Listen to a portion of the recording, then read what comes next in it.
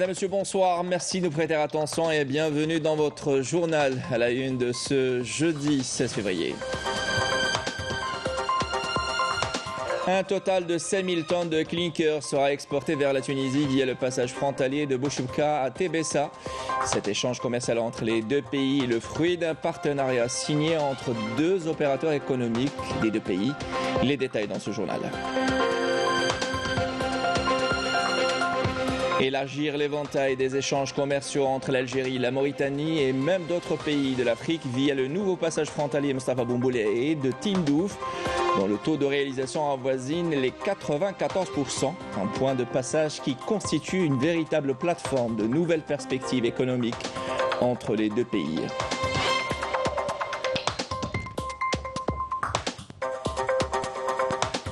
Et au volet international, l'affaire Rachid Mbarki, le journaliste franco-marocain au cœur du dossier consacré par le magazine d'actualité hebdomadaire français Marianne, pour savoir le pourquoi du comment du traitement de faveur dont il a bénéficié le Maroc pendant de longues années.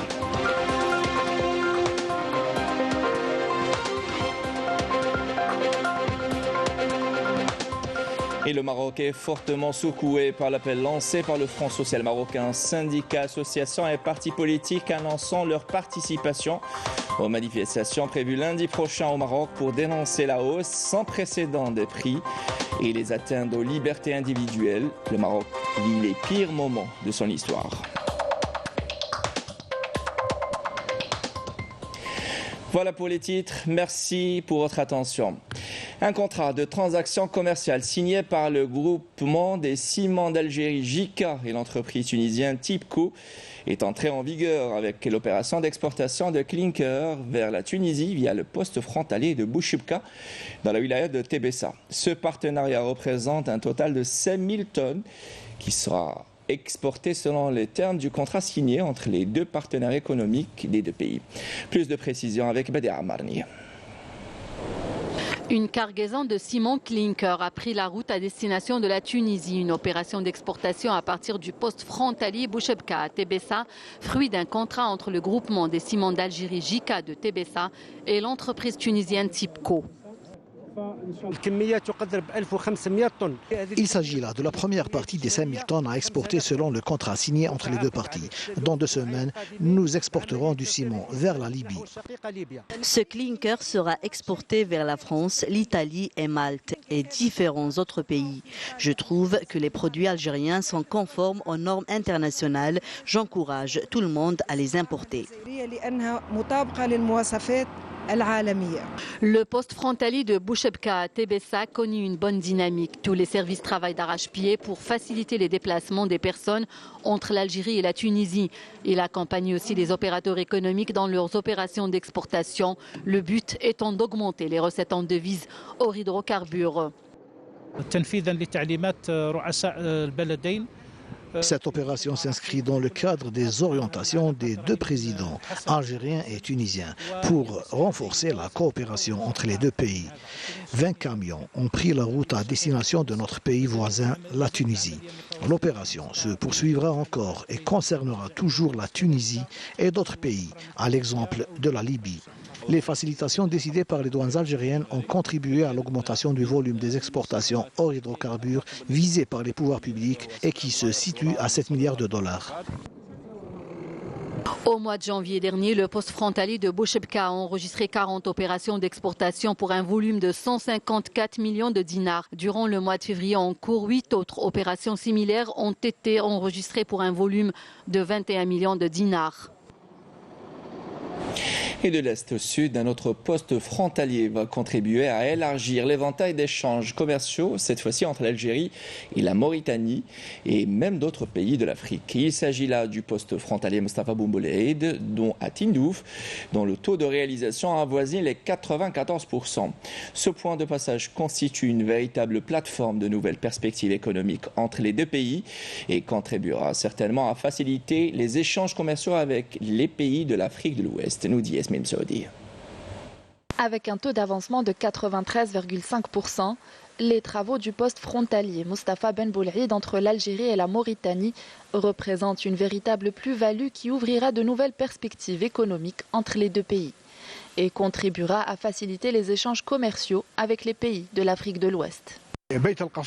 Les activités et les échanges commerciaux vont connaître une nouvelle dynamique. Nous espérons que ce tronçon sera bénéfique pour les deux pays. Le passage frontalier Mustapha Ben Boulaïd est une véritable plus-value pour la wilaya et pour toute la région, car il renforcera les échanges commerciaux avec la Mauritanie. Ce sera une ouverture stratégique sur le continent africain. L'entreprise chargée du projet est à pied d'œuvre pour livrer le projet dans les délais impartis. Le projet connaît un taux d'avancement satisfaisant. L'entreprise a déployé tous les moyens humains et matériels pour sa finalisation dans les délais. Nous avons opté pour le style andalou et arabo-mauresque pour le côté algérien et le style architectural mauritanien pour le côté mauritanien. L'État accorde une grande importance à ce projet que nous veillons à suivre quotidiennement. Le taux d'avancement des travaux a dépassé les 93%.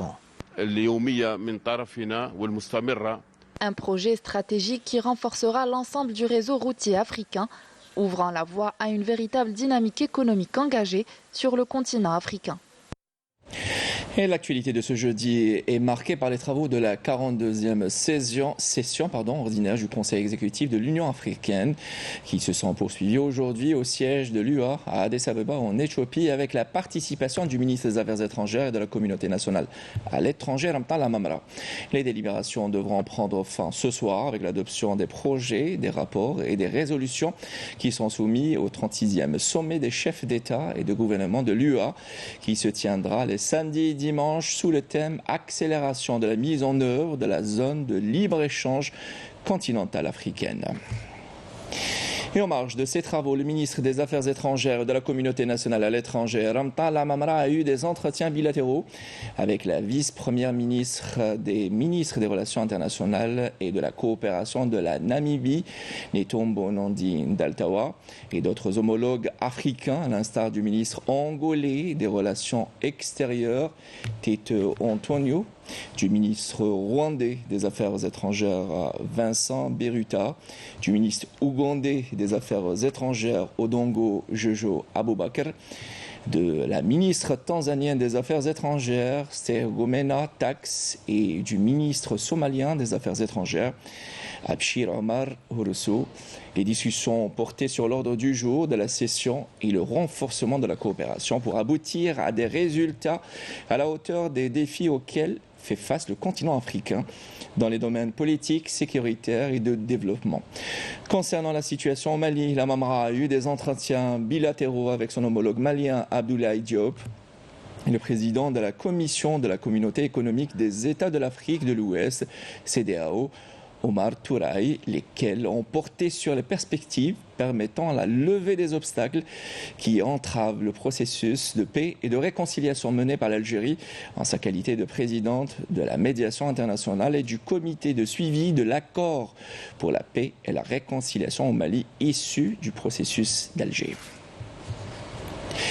Et dans le reste de l'actualité, faire face aux rumeurs et aux fake news et garantir le droit du citoyen et une information juste à travers une communication institutionnelle forte entre les chargés de communication et les journalistes, un aspect sur lequel a été axée cette 4e session de formation organisée à Béchar en présence du ministre de la Communication Mohamed Bouslimani qui a mis l'accent sur l'importance de la formation des journalistes afin de consolider leurs compétences pour qu'ils soient au diapason des réalisations de l'Algérie, nouvelle cible de plusieurs cyberattaques hostiles et acharnées. Dans le cadre de la lutte antiterroriste et grâce aux efforts qualitatifs des services de sécurité du ministère de la Défense nationale, 3 terroristes se sont rendus hier aux autorités militaires à Bourj-Baji Mokhtar, en 6e région militaire. Il s'agit en l'occurrence de Mlouki Abdrahman dit Abdraouf, Mlouki Sid Mohamed dit Abd Samad et Mlouki Sherif dit Abd Nasser. Un autre terroriste s'est rendu aux autorités militaires à Ingizem. Dans la même région militaire, il s'agit du dénommé Touji Omar Diali. Les 10 terroristes qui activaient au sein des groupes terroristes dans la région du Sahel avaient en leur possession 4 pistolets mitrailleurs de type Kalachnikov, 2 grenades, 12 chargeurs et 3 porte-chargeurs et une quantité de munitions. Cette opération vient consolider les résultats positifs obtenus sur le terrain qui dénotent la grande vigilance et la ferme détermination des éléments de l'ANP à préserver la sécurité et la stabilité du pays. Justice, et dans le reste, dans l'actualité de ce jeudi, dans un communiqué de la Cour de Skikda, 8 personnes en relation avec l'assassinat de Jemeldine Chewi, avocat et ancien président de l'Assemblée populaire communale de Sept, ont été arrêtées.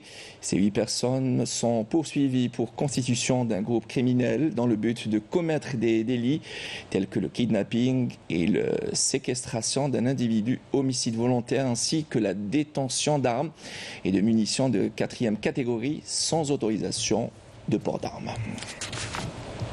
Par ailleurs, l'ambassade du Royaume d'Arabie Saoudite en Algérie a exprimé aujourd'hui sa reconnaissance et sa considération pour les efforts déployés par les autorités algériennes suite à l'arrestation d'un individu qui menaçait de commettre un attentat à l'explosif contre son siège à Alger, soulignant sa confiance en les forces de sécurité algériennes.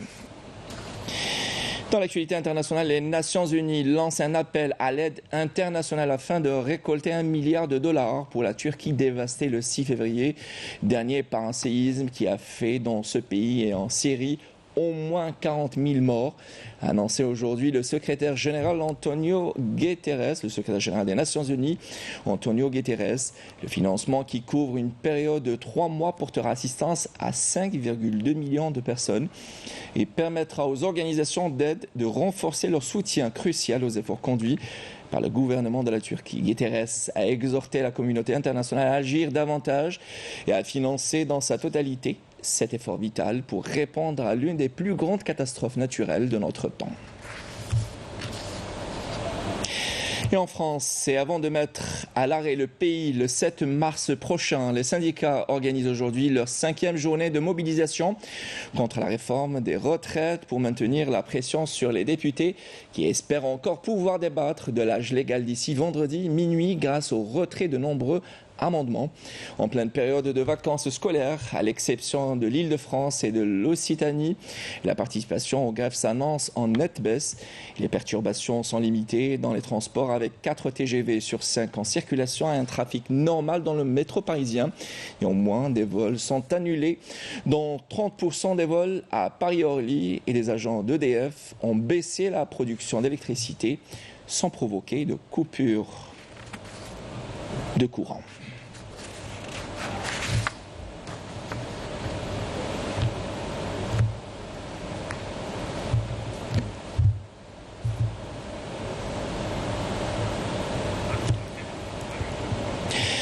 Et dans l'affaire du Maroc Gate, 2 nouvelles eurodéputées impliquées dans le scandale de corruption ayant éclaboussé le Parlement européen et dans lequel le Maroc est notamment embourbé ont été citées dans un mandat d'arrêt émis par les autorités belges. Marie Arena et Alessandra Moretti sont liés à l'enquête menée par le procureur belge.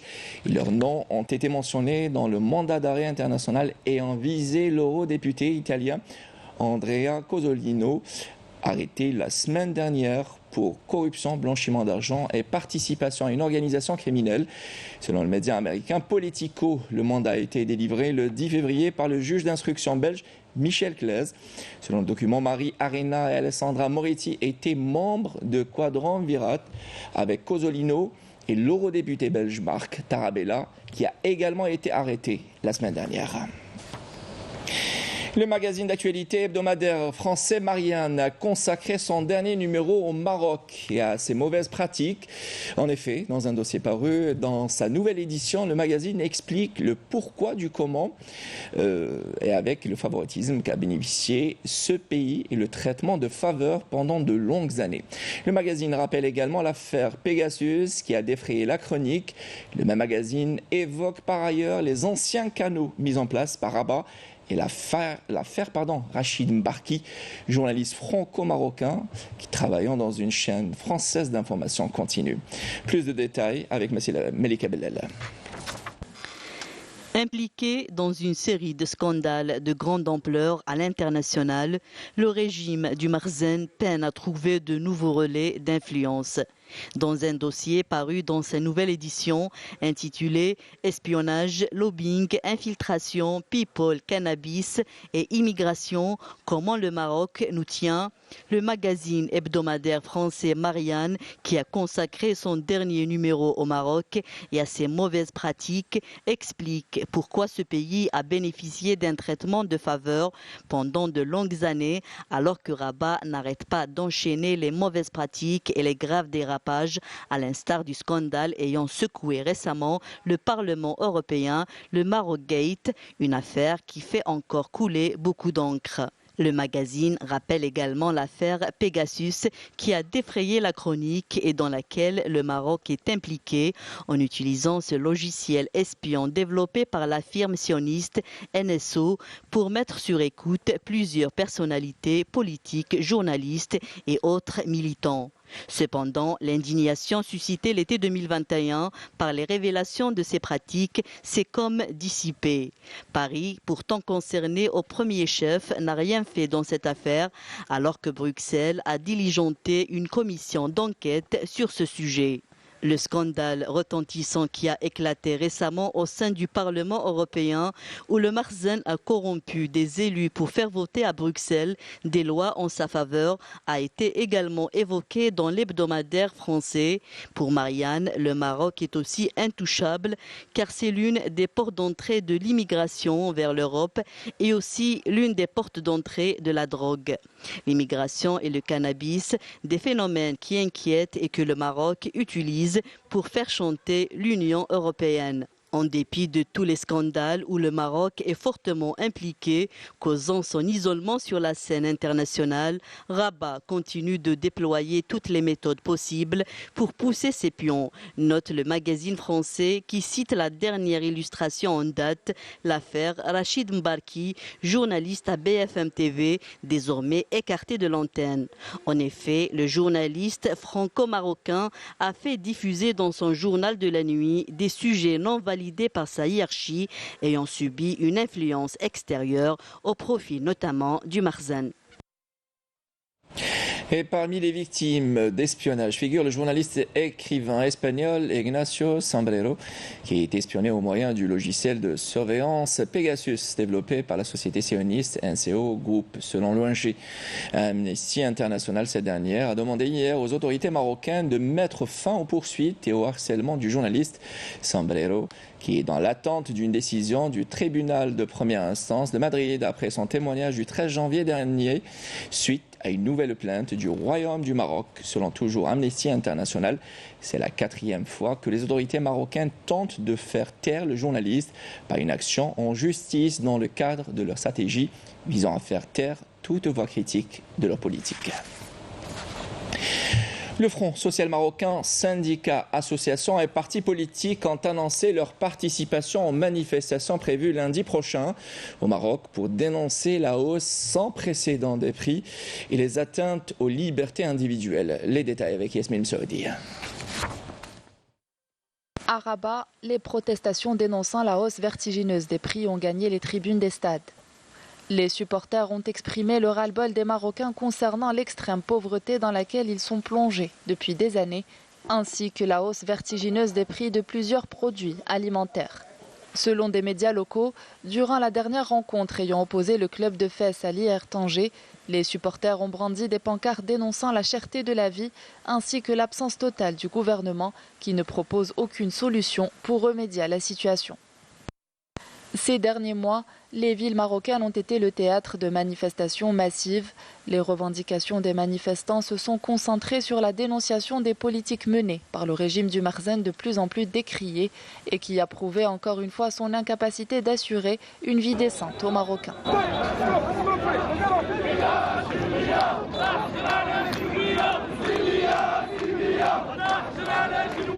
Face à cette situation désastreuse, le Front social marocain Une alliance de partis, syndicats et associations ont appelé à des marches et actions de protestation à travers le royaume le 20 février pour dénoncer la hausse alarmante et sans précédent des prix, l'étouffement des libertés et la généralisation de la répression sous toutes ses formes, dont des cas ont eu un écho international. Justement, rien ne va plus au Maroc où le Merzen recourt à tous les moyens imaginables et inimaginables pour réprimer les manifestations pacifiques des citoyens. Cette fois-ci, ce sont les non-voyants à subir les atrocités d'un système aux abois au moment où ils exprimaient leur mécontentement devant la dégradation de leur situation sociale à Rabat. Des manifestants dont des femmes ont été tabassées, poussées, traînées par terre. Une répression sauvage qui met à nu le vrai visage du régime marocain, un régime aveugle par la haine contre son peuple.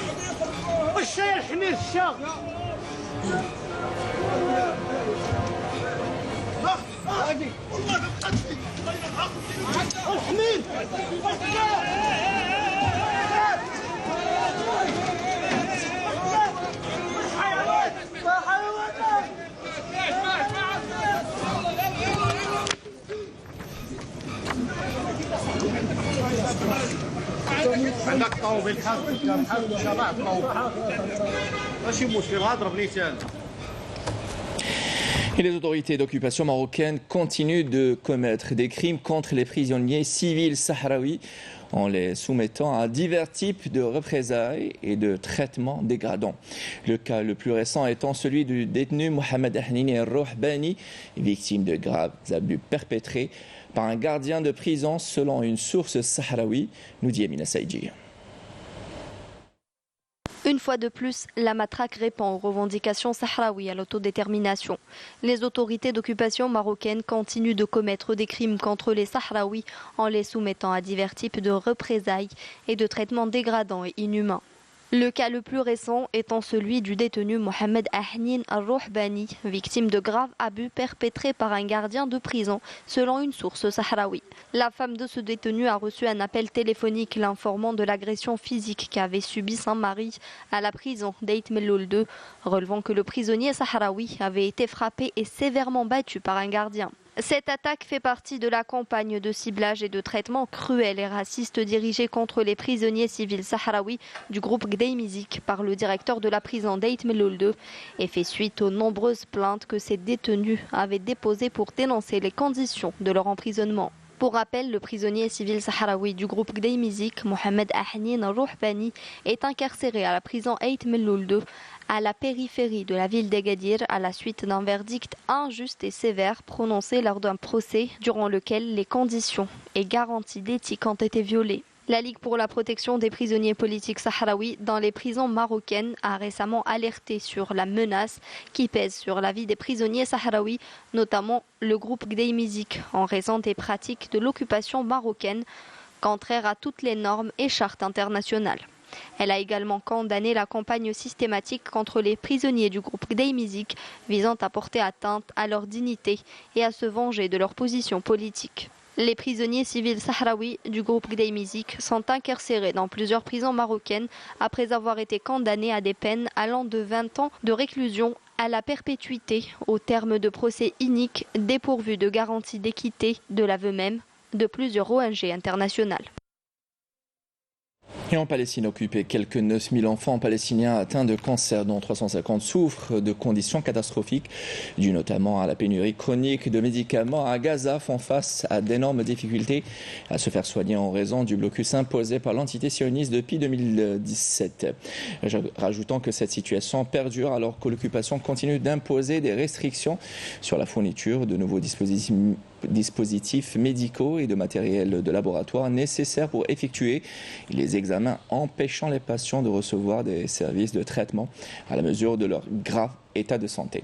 Il a également souligné que les autorités de l'occupation imposent des restrictions sur les voyages des enfants malades et des personnes les accompagnant pour se faire soigner à l'étranger, car elles ont bloqué environ 272 demandes de permis sur 1000 qui ont été soumises en 2022, ce qui a entraîné la mort de 3 enfants.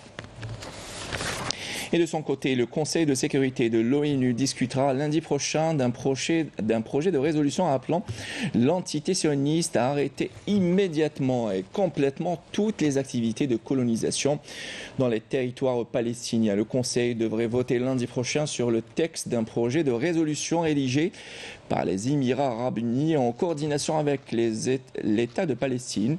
Le projet de résolution stipule le Conseil et réaffirme que l'établissement par l'entité sioniste de colonies de peuplement dans le territoire palestinien occupé depuis 1967, y compris El-Quds Est, n'a aucune validité juridique et constitue une violation flagrante du droit international. La résolution condamne également toutes les tentatives d'annexion, y compris les décisions et actions prises concernant les colonies. Retour chez nous et un mot de sport. Le Paradou AC a validé son billet au 8e de finale de la Coupe d'Algérie de football en battant le CS Constantine avec 2-0. Un match disputé aujourd'hui au stade Omar Ben Rabah de Dar el-Baïda. Le CS Constantine est le 9e club de l'élite à quitter Dame Coupe après le Sétif, le MC Alger, le SCM Alger, le MC Oran, le US Biskra, le MC Al-Bayed, le RC Larba et le HB chez le Romelade. Voilà qui termine ce journal. Madame, monsieur, merci de nous avoir prêté attention. J'aurai le plaisir de vous retrouver demain pour le journal de midi. Poursuite des programmes sur Canal Algérie. Au revoir.